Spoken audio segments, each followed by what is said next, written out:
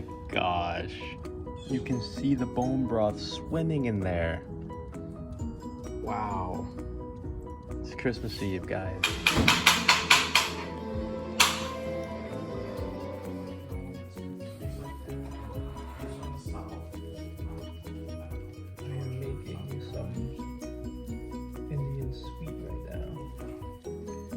Rice and milk, and then we're gonna put a sweet jaggery, it's palm sugar, and then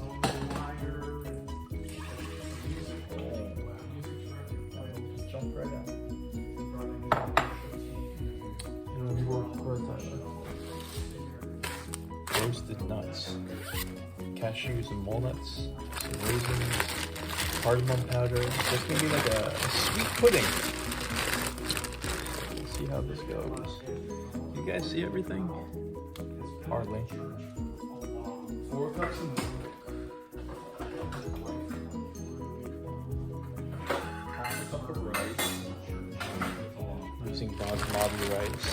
We just have to make sure to wash the rice a couple times while we boil the milk. Let's come over here, guys. Alright, here we go. Here we are. And this Christmas Eve, so this is going to be a sweet that I'm going to bring to my family and to my friends and to some of my clients. Oh, ghee. We have a ghee in there too.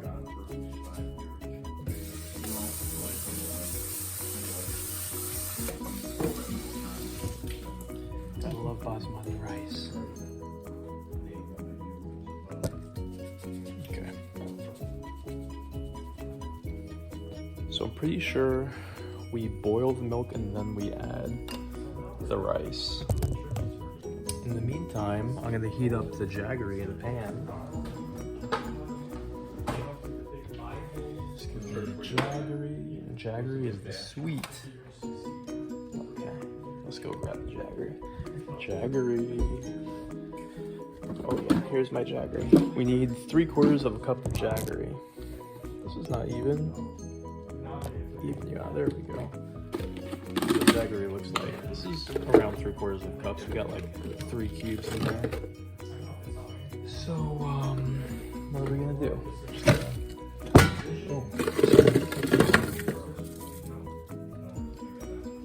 You guys saw that?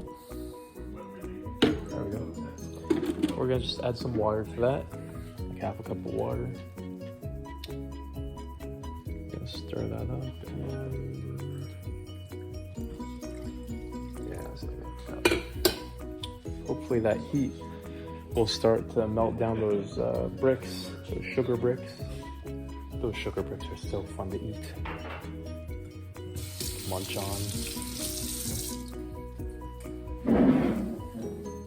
When are you guys going to church? At Victory, right? Oh, okay. I'll be going to the 5.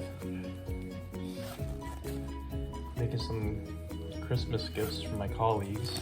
But this is a sweet that we can have. This is going to be like a sweet pudding with nuts.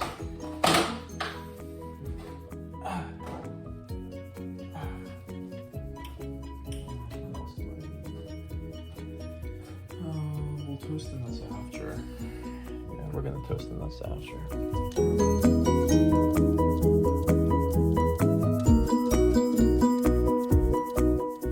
Alright. Boiling. Getting our jaggery boiled down and then, oops, there you go. Look at that jaggery simmer. Melt down. I command you. Oh yeah, we melted. Oh yeah, we melted. Oh man, this technique is good. The poke. Pokey. Okay, this milk is taking forever to boil. Once it boils, we add the rice. We got our cardamom. And let's get our nuts ready.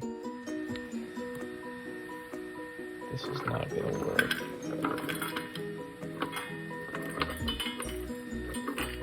I spill? I just sworn I was gonna spill. I didn't spill. Okay, I did. Nut crumbs. Check for my nut crumbs.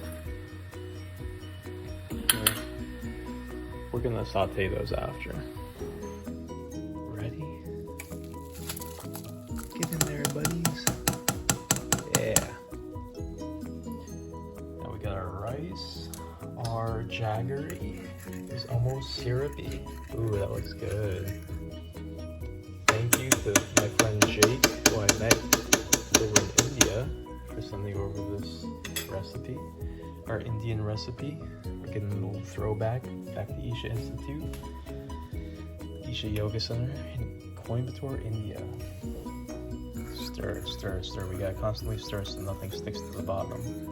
This is a really simple recipe, actually. It just takes a while for it to cook.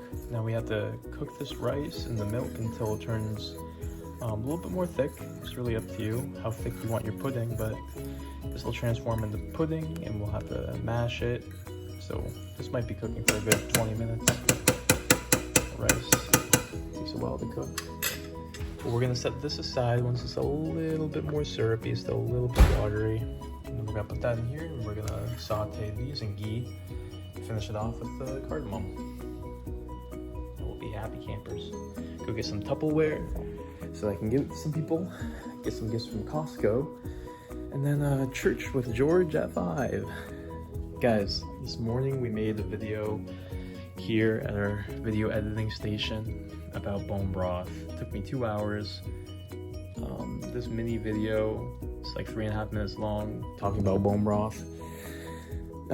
It's kind of a long process doing all this research, getting the studies, presenting it. Sometimes it feels like, you know, I hope that it pays off, but at the same time I'm learning, and it's an active way to learn, so I appreciate it for me. But what I'm doing is I'm putting this information together. That's why I was walking over here. I wanted to go outside. It's so nice. I'm getting this information together, not just so you can have random ideas of what foods are good, which alone will change your life, for sure. That alone will change your life. You just have a better knowledge of what these foods are, incorporate the superfoods. But what I'm doing is I'm going to create an entire program, a system, so that you can understand how to use not only herbs, but your entire life, your entire lifestyle to aid in specific goals. Like, for example, energy production. So, for example, we're going to be talking about getting your sleep on point, getting your exercise on point, getting your nutrition on point, getting your herbs on point, getting your supplements on point, getting your stress levels on point. And so all these things are pieces to the puzzle that we're going to integrate together. But it's good to know, oh wow, this phone is about to fall out. There we go. It's good to know all the individual pieces, because these are going to be tools that we have in our tool belt when we're going to tackle a big issue like fat loss or chronic fatigue or motivation or overall vitality. We're going to be talking about testosterone for that. Testosterone solves a lot of these issues. Performance enhancement. So that's what all these little pieces are doing. They're all going to fit into the puzzle. In the grand scheme of things, we're going to be able to understand the whole system of our body and how the food affects our body, so that we could change these integral elements of who we are, so that we can go out and be better in everything that we do. So it's all fitting into the bigger picture, guys. I'm gonna have a lot of little videos, but then we're gonna have a lot of bigger overview videos, and then entire systems overview videos for accomplishing a specific goal. So we got that to look forward to. All right, where we at? This is getting a little bit more syrupy. I want that thicker though. And stir this boiling milk. Everything's on medium, guys, see? Medium. Slow cooking. This is organic milk without hormones, without God, brain fart, antibiotics. There we go. Grass-fed, organic from Costco. $10 for 3/4 of a gallon. So it's pricey, but I'd rather have that than toxins and chemicals and acne. So some of you might say, you go to church? Are you religious? Well, we can talk about that. I'm not religious, but I love the energies in church, and a lot of the values that we talk about in the Christian faith are really valuable. And beyond the religious beliefs about people going to hell and stuff like that, they're good principles to strive towards. It's always good to have an ideal. We're just mixing this stuff up so that it doesn't stick to the bottom. It's feeling a little bit sticky. So, how to get there is the question. How to get there is the question. How authentic you are is also the question. How aware you are of your limitations and how to go beyond them. I'm a big believer in seeing the practical effects of spirituality and just your enjoyment of life and your self-mastery. That finally got sticky enough. It's almost as sticky as I want it, maybe a little bit more. But we're gonna have to cool that down before we add it to the biosol. But this is really boiling, look at that. It's like rice pudding. Getting excited about this.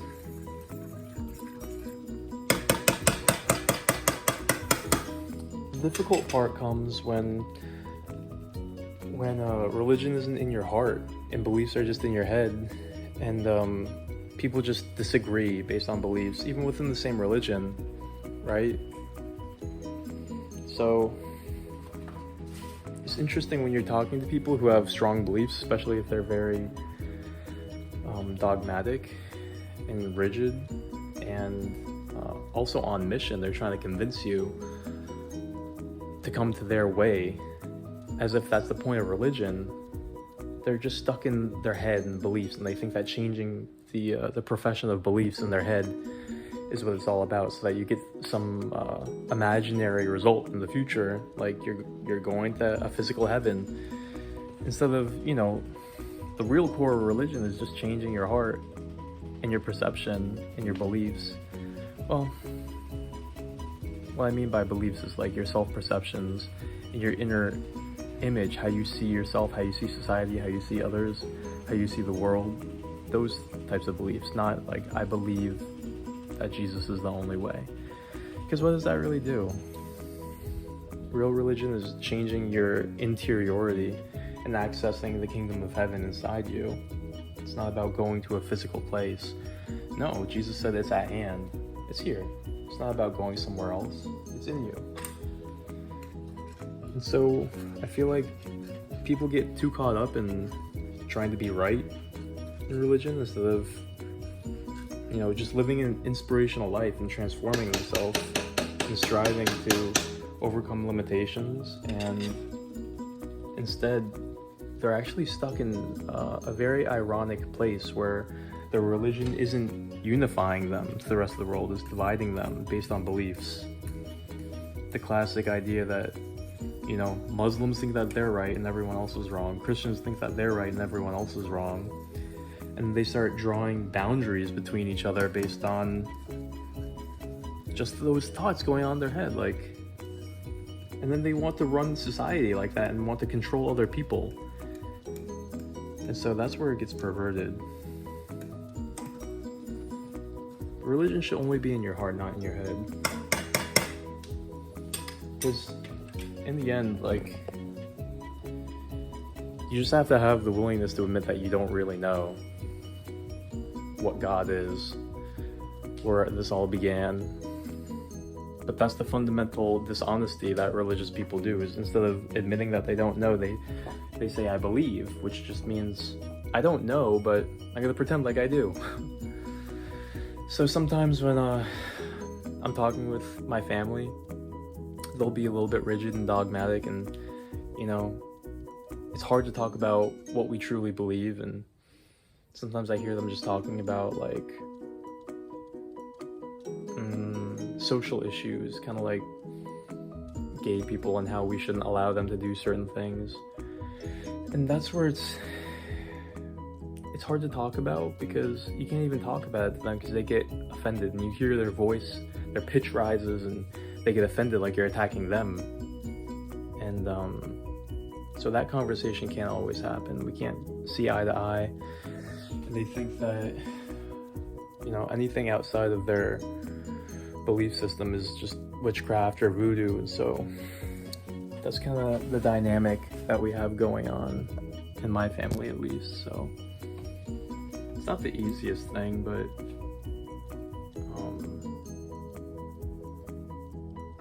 trying to navigate how to like still build that unity and that goodwill and still just be there for each other in a spiritual way if we can, but in a sense it's just it's just weird when you start thinking too spiritually. Spirituality is an exploration. All there is just joy, happiness, being a good person, and then not letting your sense of spirituality creep too much into your personality. It makes you weird. Spiritual people are weird. We shouldn't let it creep into our interactions with others unless if we sense that they're not going to have these dogmatic barriers to talking about existential, epistemic, metaphysical origins and things of life. Because it's really just about experience and heart transformation. If you don't have experience or heart transformation, nobody cares. Spirituality just becomes this weird thing that's annoying. It becomes annoying. If you're really authentic though, and you have seen changes and benefits in your life and increases in a feeling of freedom and unity and love, then that's cool. Tell people your story. But don't get stuck in beliefs and making people feel different from you. That's the opposite of spirituality. It's all about unity. So you start feeling like, oh, they're not the same. They don't meditate. They don't believe in meditation or yoga. You're not in yoga. So, yeah, something that I'm realizing more is you're still one with everyone, even if your beliefs are different, and even if you can't organize your mind to that point where you can accept them and embrace them. And that's the spiritual path, is being able to do that and getting over all the things that keep you away from other people, all the perceived differences and insecurities. And yeah, I'm still working through that, because when somebody else thinks that they're so right and they look down on your view,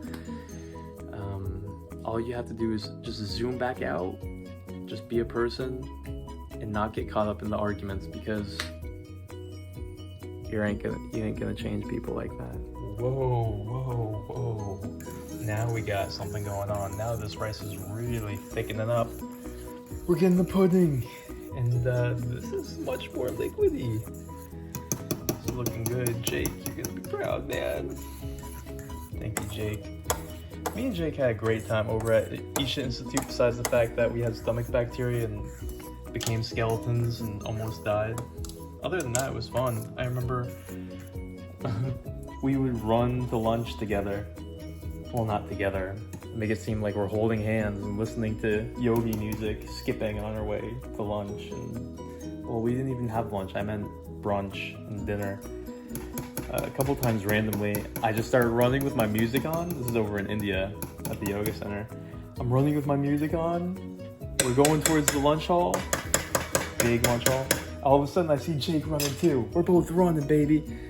We're swerving in between people because there's like a crowd. There's a stampede of people going for supper. And we're just jetting in between. Good memories. Me and Jake. I just see my boy. We're weaving. We're going to lunch. Why do I keep on saying lunch? We're going to dinner. And God, you know, we could hardly digest the dinner because our stomachs couldn't handle the bacteria, but hell, it still tasted good. Right, Jake? Oh, those are good times. So let's check out that consistency. Yeah, that's a better consistency. That's some sweet right there. All right, you know what? You know what we're gonna do with this? This is gonna go in here. Boom, boom, boom. And now we're gonna saute our nuts. Oof, ghee and jaggery. Yeah, that's what we're gonna saute it in. See that film? Wait, don't want that to burn. Grab our ghee. Hold on, that's good.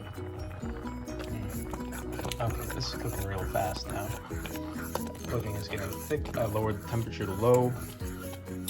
Getting that ghee all melted. We're gonna put the nuts in. We're so close to being done, y'all. So close. That jaggery sugar is cooling off. Once it's cooled down, then we can add it. If we add it too early, then it'll curdle the milk.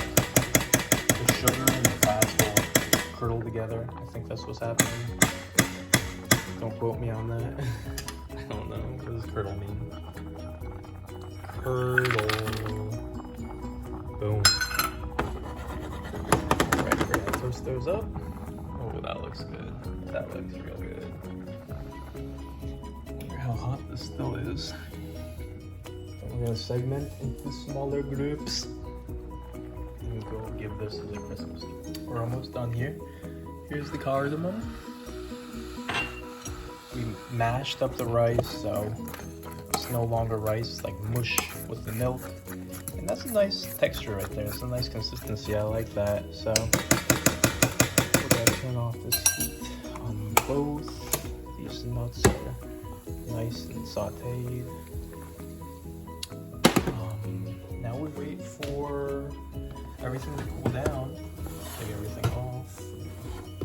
Wait for everything to cool down. Add everything together, and then we're off to the races. Easy. Easy, boys. Guys, I just tried the payasam for the first time. It is so smooth. It is so creamy. Oh, I'm trying to get an almond on my spoon. Come on, just get in there. Just get in there. Just obey. Now, some payasam with an almond.